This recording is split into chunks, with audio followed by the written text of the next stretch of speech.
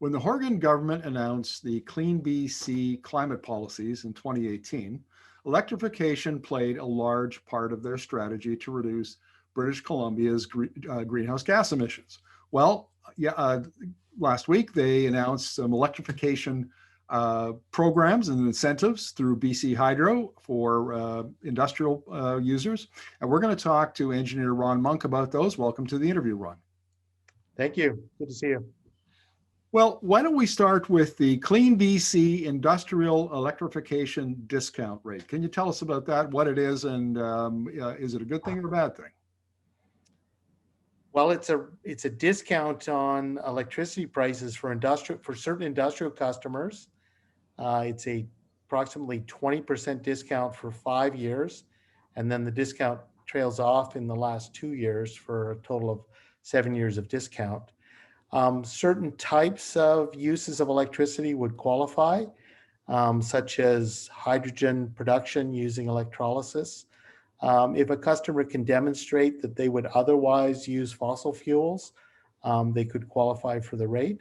And this will encourage some customers to electrify that might not otherwise. So I would say it's a good thing in terms of the Clean BC targets, and will help to. Well, let's talk about the numbers for a moment. So the industrial rate right now is $65 a megawatt hour.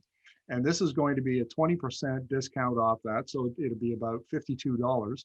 But in my interviews with representatives of the hydrogen industry, they say that electrolysis will only work at rates under $20 a megawatt hour. That's a big gap between 52 and 20 to make that industry economic.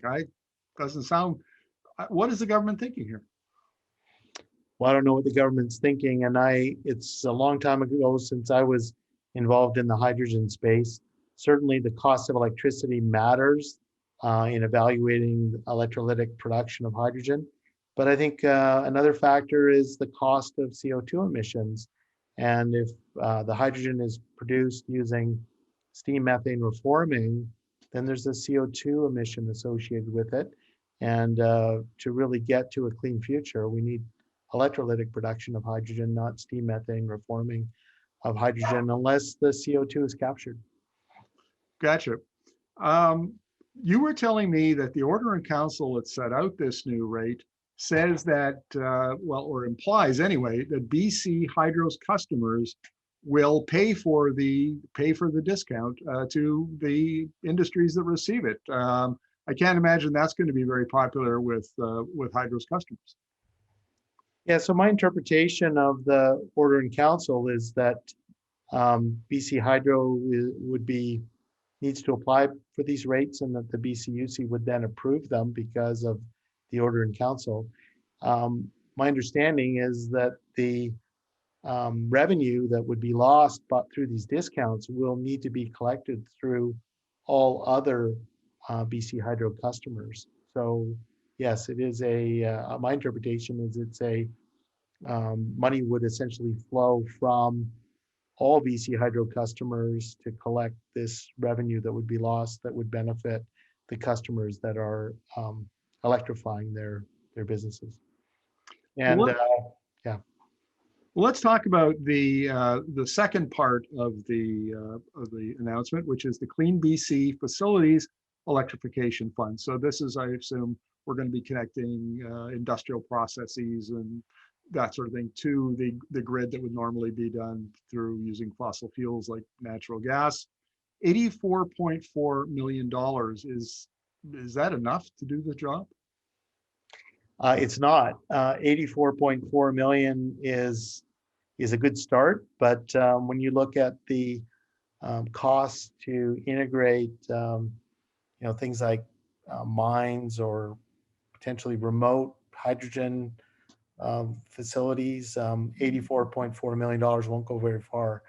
The hydrogen facilities would be sensibly located at deep sea terminals where it could be used.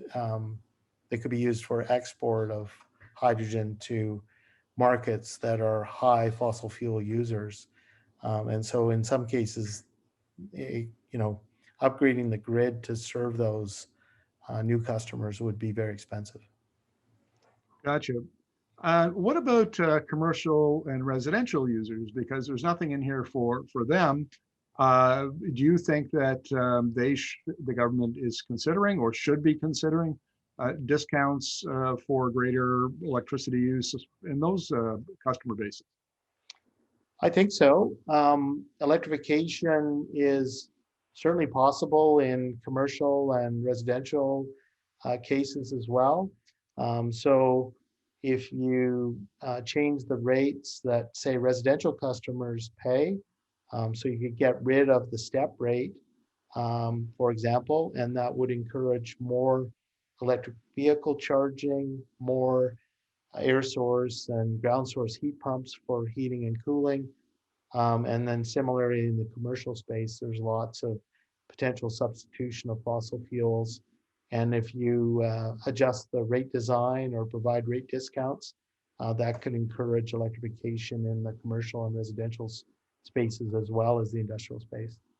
Yeah, we're seeing a lot of electrification of medium duty vehicles like delivery vans. You know, Amazon's next year will buy 10,000 electric delivery vans. And, you know, now you're talking about a central depot where all of those vans or trucks get charged up. And that would seem to be a perfect candidate for some kind of an incentive or encouragement for that to happen sooner rather than later. Yeah, and BC Hydro does have a rate for that they're offering to organizations like transit authorities for bus charging, for example.